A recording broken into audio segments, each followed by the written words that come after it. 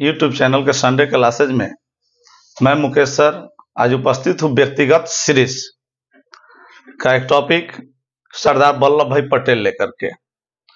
अभी मेरा पिछला जो सीरीज चल रहा है वर्ल्ड हिस्ट्री का वो चलता रहेगा, साथ ही एक व्यक्तिगत सीरीज भी हमने प्रारंभ किया है जिसकी शुरुआत मैं सरदार वल्लभ भाई पटेल से कर रहा हूं। ऐसा इसलिए कि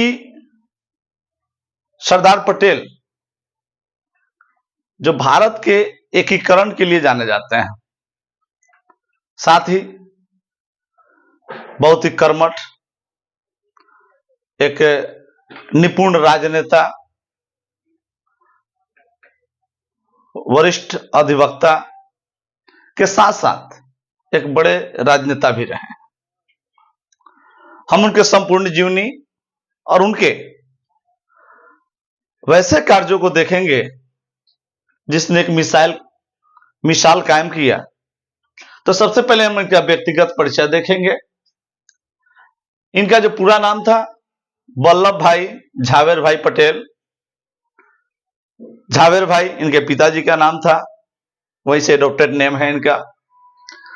और इनका जन्म 31 अक्टूबर 1875 जो 2 दिन पूर्व यानी दीपावली के दिन बीता है।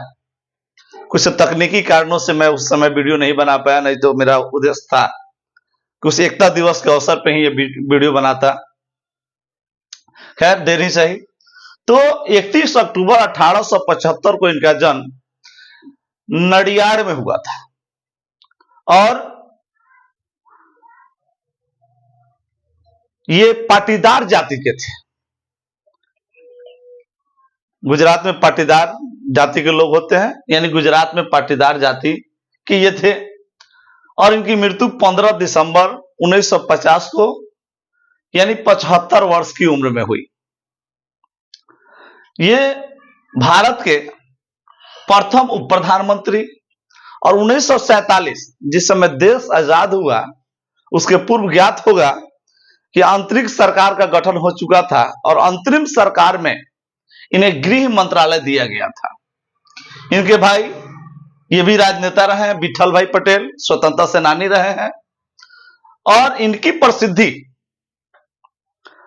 1918 के खेड़ा आंदोलन से होती है, जिस आंदोलन में गांधी जी ने भी भाग लिया था, क्योंकि गांधी जी का पहला आंदोलन जो चंपारण सत्याग्रह है और इसके बाद खेड़ा आंदोलन में, लेकिन मुख्य भूमिका इस आंदोलन में पटेल साहब निभाते हैं। 1928 में बारदोली आंदोलन ये इनके जीवन का सबसे बड़ा आंदोलन रहा और किसानों की यह किसान का आंदोलन था। और इसमें कर्ज माफी या लगान माफी को लेकर के, क्योंकि उसके पूर्व सूखा पड़ गया था और सरकार कर माफ नहीं कर रही थी, इसलिए यह आंदोलन चला था। और इस आंदोलन में 22% कर लगे थे जो किसानों पर घटा करके 6% किया गया। और इस आंदोलन से खुश होकर के वहां की महिलाओं ने इन्हें सरदार की उपाधि से नवाजा। सरदार का मतलब होता है प्रमुख, जो अग्रणी भूमिका निभाए, तो सरदार की उपाधि इनको दिया गया।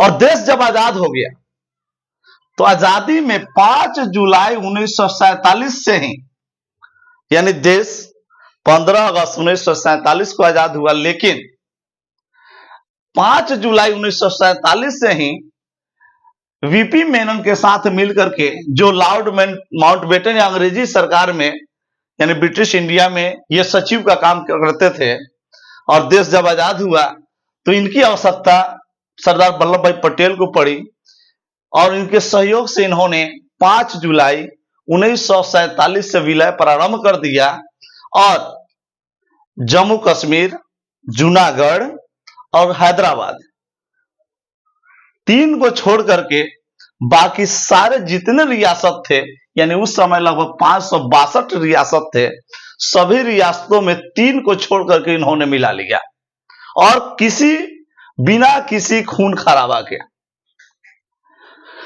जूनागढ़ वहां का जो निजाम था मोहम्मद महावत खान तृतीय, वो उसने क्या किया, 15 अगस्त 1947 को पाक में विलय की घोषणा कर दी और उसका जो दीवान था शाहनवाज भुट्टो, है ना, यही भुट्टो परिवार बाद में पाकिस्तान का चीफ बनता है।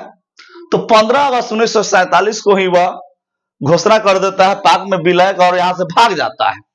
9 नवंबर 1947 को सरदार पटेल के कारण उसका विलय भारत में होता है और फरवरी 1948 में वहां जनमत संग्रह कराया जाता है। उस जनमत संग्रह में यानी 92% लोग भारत के पक्ष में वोट करते हैं, पूर्ण रूप से जूनागढ़ भारत का हिस्सा बन जाता है। और जूनागढ़ किसी भी एंगल से वह पाकिस्तान में शामिल होने के योग्य नहीं था, क्योंकि चारों तरफ से भारतीय भूमि थी या समुद्री रेखा थी, यह गुजरात में पड़ता है जूनागढ़। और उसके बाद में हैदराबाद के निजाम भी नहीं मान रहे थे, तो पटेल ने वहां ऑपरेशन पोलो चलाया। ऑपरेशन पोलो में पुलिस की वर्दी में आर्मी को भेज दिया और सुबह होते होते यानी 13 सितंबर 1948 को हैदराबाद की संधि हुई और विलय पत्र पर नवंबर 1948 को सिग्नेचर हो गया। अब जम्मू कश्मीर छोड़कर के हैदराबाद और जूनागढ़ भारत का हिस्सा हो चुका था, लेकिन जम्मू कश्मीर के मुद्दे पर नेहरू के हस्तक्षेप ने लुटियो डुबा दिया, क्योंकि इन्होंने इससे अंतरराष्ट्रीय मुद्दा बनाकर खुद संयुक्त राष्ट्र चले गए, यूनाइटेड नेशन ऑर्गेनाइजेशन चले गए, यानी संयुक्त राष्ट्र संघ। और वहां पर यह जो मैटर था यह ठंडे बस्ते में पड़ गया। लेकिन मोदी सरकार ने 31 अक्टूबर 2019 को, है ना, जम्मू कश्मीर लद्दाख को केंद्र शासित प्रदेश बना दिया और उसके पूर्व 17 में ही 70 धारा 370 हटा करके पूर्ण रूप से उसको भारत का राज्य बना लिया। 31 अक्टूबर को इसलिए दिन चुना गया क्योंकि 31 अक्टूबर पटेल की जन्मदिन मनाई जाती है। अब देखेंगे थोड़ा सा इनके बारे में किनका क्या वक्तव्य रहा है।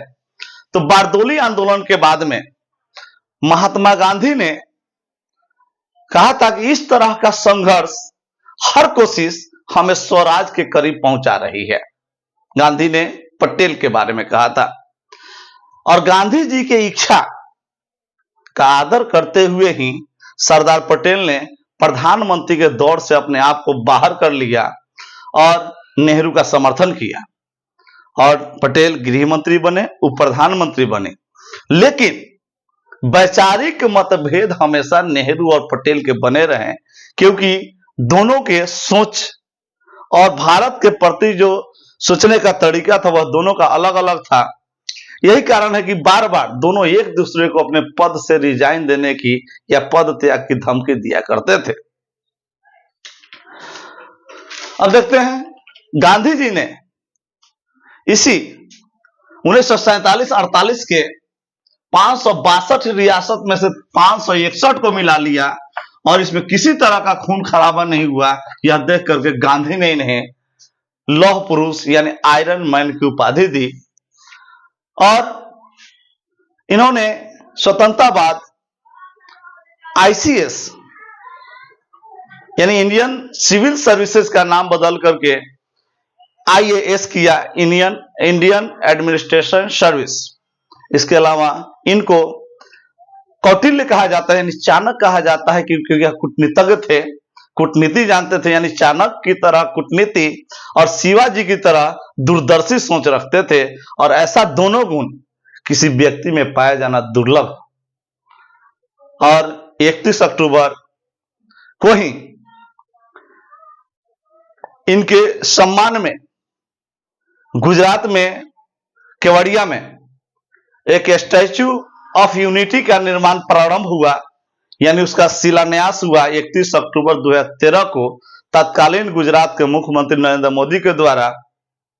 और उसका उद्घाटन 31 अक्टूबर 2018 को हुआ और इसको बनाने में लगभग 300 करोड़ रुपए का खर्च आया।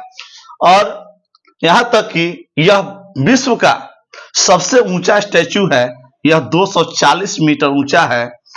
और यहां शिलान्यास 31 अक्टूबर 13 और उद्घाटन 31 अक्टूबर 2018 को मोदी ने किया था। मरणोपरांत 1991 में इन्हें भारत रत्न से सम्मानित किया गया और 31 अक्टूबर यानी इनके जन्म दिन को एकता दिवस के रूप में मनाने का निश्चय किया गया। और जिस स्थान पर स्टैच्यू ऑफ यूनिटी बना हुआ है वहां पे सरदार सरोवर डैम है जो नर्मदा नदी के तट पे बना हुआ है। और एक चीज और देखेंगे, भारत का बिस्मार्क, और थोड़ा सा हम इस पर प्रकाश डालेंगे कि इनको भारत का बिस्मार्क क्यों कहा जाता है। इन्होंने जिस तरह से बिस्मार्क जर्मनी का एकीकरण किया था, ऑटो ऑन बिस्मार्क, जब मेरा वर्ल्ड हिस्ट्री सीरीज देखेंगे तो उसमें देखेंगे आप कि जिस तरह से बिस्मार्क ने पूरे जर्मनी का एकीकरण करते हुए एक जर्मन साम्राज्य की स्थापना किया था, उसी तरह से भारत में सरदार पटेल ने 561 रियासत को मिलाकर के, जिसका क्षेत्रफल लगभग संपूर्ण भारत का 40% था, और बिना किसी खून खराबा के उन्होंने एकीकरण किया, इसलिए इनको भारत का बिस्मार्क कहा जाता है। इनका एक प्रमुख नारा था, एक भारत श्रेष्ठ भारत, और एक हमेशा कहा करते थे कि शक्ति के बिना विश्वास बेकार है। यानी आपके पास अगर शक्ति नहीं है तो विश्वास बेकार है। शक्ति का मतलब शारीरिक ताकत से नहीं है, पावर से है। तो शक्ति के बिना विश्वास बेकार है, और किसी भी महान काम को करने के लिए विश्वास और शक्ति दोनों की आवश्यकता होती है। तो इसी के साथ आज का यह व्यक्तिगत सीरीज का पहला टॉपिक समाप्त होता है। धन्यवाद।